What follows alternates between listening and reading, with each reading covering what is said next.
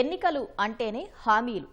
ఏ party ఏ వరాలు ఇస్తుందో అని చాలా ఆసక్తిగా గమనిస్తుంటారు ఓటర్లు. తాజాగా ఫలితాలు వెల్లడైన బీహార్లోనూ ఈ హామీల హడావిడి బాగానే కనిపించింది. అయితే రెండు కూటములు పోటాపోటీ వరాలు కురిపించినప్పటికీ ఎన్డీఏకే పట్టం కట్టారు ఓటర్లు. కానీ ఇక్కడ తేలాల్సిన విషయం ఏంటంటే ఈ హామీలు నెరవేర్చడం సాధ్యమేనా? ఎన్నో ఏళ్లుగా ఉన్న నిరుద్యోగ సమస్య ఎలా పరిష్కరిస్తారు?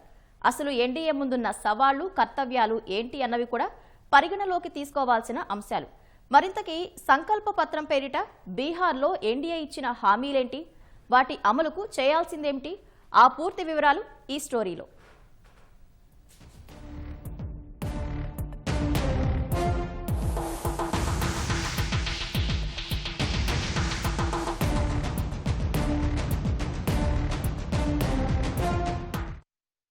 ఎన్నికల తంతు ముగిసింది. ఫలితాలు వచ్చేశాయి. విజయం సాధించేశాం. ఇక్కడితో పని అయిపోయిందని ఊరుకుంటే సరిపోదు. నిజానికి గెలుపు అనేది బాధ్యత ఇంకా పెంచుతుంది. ఈ నేపథ్యంలోనే బీహార్ ఎన్నికల ఫలితాల గురించి రకరకాల విశ్లేషణలు వస్తూనే ఉన్నాయి. ఎన్డీఏ గెలిచింది సరే, కాని కథ ఇక్కడితో ముగిసిపోలేదు. ముందు ముందు ఎన్డీఏ కూటమి నేతలు నిర్వహించాల్సిన బాధ్యతలు, చేయాల్సిన పనులను గుర్తుచేశాయి ఈ ఫలితాలు. సాధారణంగా బీహార్ అనగానే నిరక్షరాస్యత, నిరుద్యోగం లాంటి సమస్యలు గుర్తుకు వస్తాయి. బీమారీ రాష్ట్రంగా ముద్రపడిపోయింది. ఇప్పుడే కాదు, ఎన్నో ఏళ్లుగా ఆ రాష్ట్ర పరిస్థితి ఇంతే. కొంతవరకు పరిస్థితులు మెరుగుపడినప్పటికీ ఇప్పటికీ ఈ సవాళ్లు అలానే ఉన్నాయి. ఎన్డీఏకి ప్రజల మద్దతు లభించిందని ఫలితాలే చెబుతున్నాయి. ఇక మిగిలింది వాళ్ల ఆశలను, అంచనాలు అందుకునే విధంగా ఎన్డీఏ కూటమి పనిచేయడమే.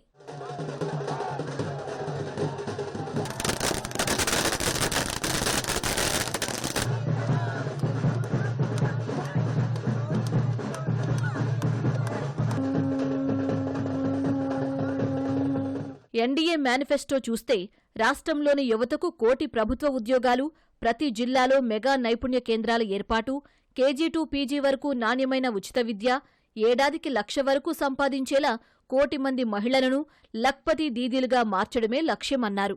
ఇందుకోసం మహిళలు వ్యాపారాలు ప్రారంభించేందుకు 2 లక్షల వరకు ఆర్థిక సాయం, ఈబీసీలకు 10 లక్షల వరకు ఆర్థిక ప్రోత్సాహకాలు ఇస్తామన్నారు. రాష్ట్రంలో సామాజిక ఆర్థిక పరిస్థితుల అంచనాకు సుప్రీంకోర్టు విశ్రాంత న్యాయమూర్తి నేతృత్వంలో ఉన్నతస్థాయి కమిటీ ఏర్పాటు చేస్తామని, కర్పూరీ ఠాకూర్ కిసాన్ సమ్మాన్ నిధి కింద ప్రతి రైతుకు ఏడాదికి 9,000 పెట్టుబడి సాయం 3 విడతల్లో అందిస్తామన్నారు. అలానే బీహార్లో 7 ఎక్స్ప్రెస్ వేలు, 4 నగరాల్లో మెట్రో రైలు, 5 ఏళ్లలో 50 లక్షల కోట్ల పెట్టుబడులను ఆకర్షించేలా పారిశ్రామిక పార్కులు, ప్రతి జిల్లాలో తయారీ యూనిట్లు, మెడికల్ కాలేజీల ఏర్పాటు, గిగ్ వర్కర్లు, ఆటో డ్రైవర్లకు ఆర్థిక సాయం కూడా కీలకంగా ఉన్నాయి.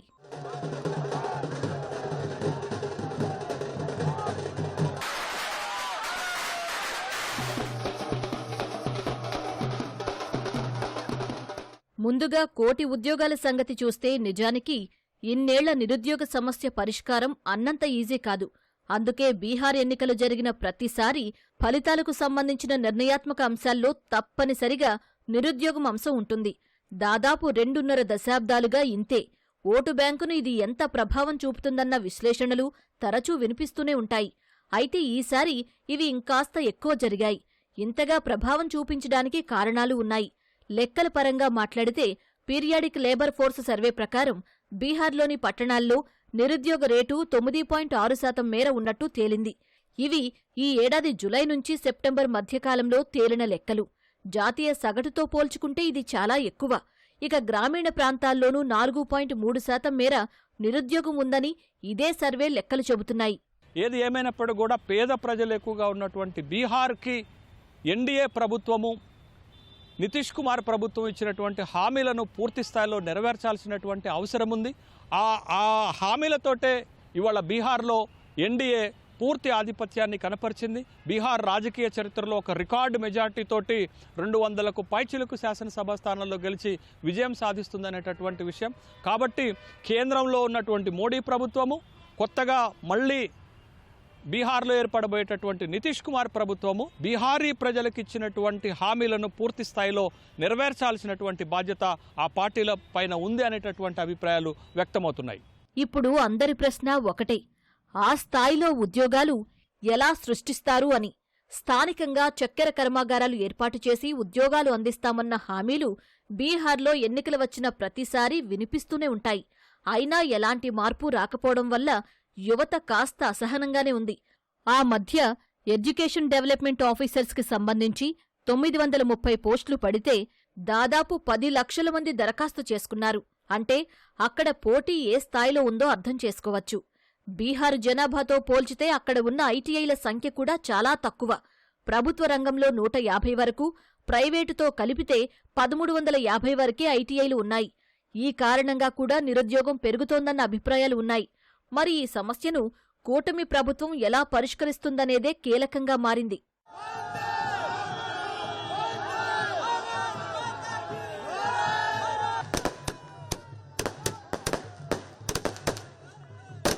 మరో సవాలేంటంటే కార్మికులు వలస వెళ్లకుండా స్థానికంగా ఉపాధి కల్పించడం.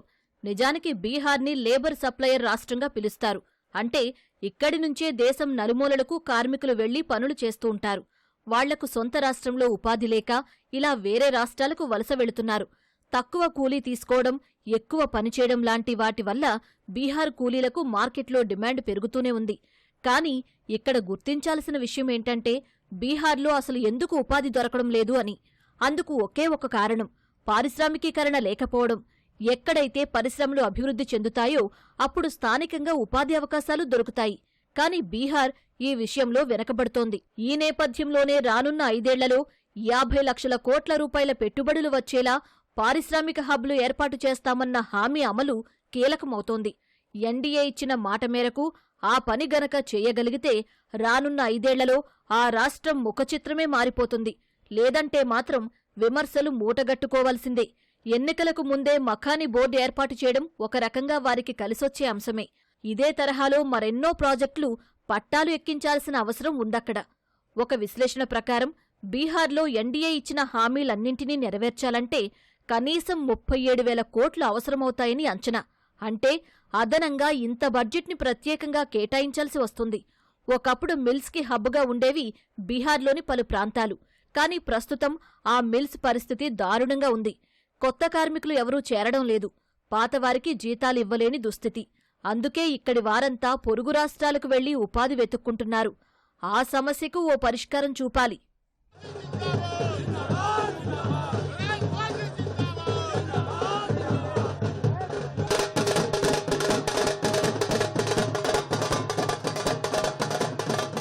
ఇక పీఎం కిసాన్ టాపప్ ప్రస్తుతం రైతులకు ఏడాదికి 6,000 ఇస్తూ ఉండగా దానికి మరో 3,000 కలిపి ఇస్తామన్నదే ఈ హామీ సారాంశం.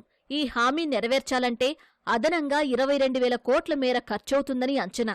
125 యూనిట్ల వరకు ఉచితంగా విద్యుత్ అందిస్తామని ఇచ్చిన హామీ కూడా ఓ రకంగా విజయాన్ని అందించింది. ఇది అమలు చేయడానికి మాత్రం ఆర్థిక ఒత్తిడి ఎదుర్కోక తప్పదు. ప్రాథమిక అంచనాల ప్రకారం ఈ పథకం అమలుకు ఏటా 3,800 కోట్లు ఖర్చు చేయాల్సి ఉంటుంది. మరి ఈ మేర భారాన్ని ప్రభుత్వం ఎలా మోస్తుంది అన్నది కూడా పరిశీలించాలి. ఉచితాలకు వ్యతిరేకమంటూనే బీహార్లో మాత్రం ఈ ఉచిత పథకాన్ని అమలు చేస్తామని హామీ ఇవ్వడం కొసమెరుపు. ఇక మహిళల పురోగతిపైన ప్రత్యేకంగా శ్రద్ధ పెట్టింది ఎన్డీఏ. కనీసం 1 కోటి మంది మహిళలను లక్షాధికారులను చేస్తామంటూ లాఖ్పతి దీదీస్ పేరిట ప్రత్యేకంగా పథకం ప్రవేశపెడతామని హామీ ఇచ్చింది. ఈ విషయంలో ఎలాంటి వ్యూహం అనుసరిస్తారన్నది తేలాల్సి ఉంది. నిజానికి ఈసారి ఈ స్థాయిలో ఆధిక్యం రావడానికి మహిళా ఓటర్లే కారణమన్న విశ్లేషణలు ఇప్పటికే వినిపిస్తున్నాయి.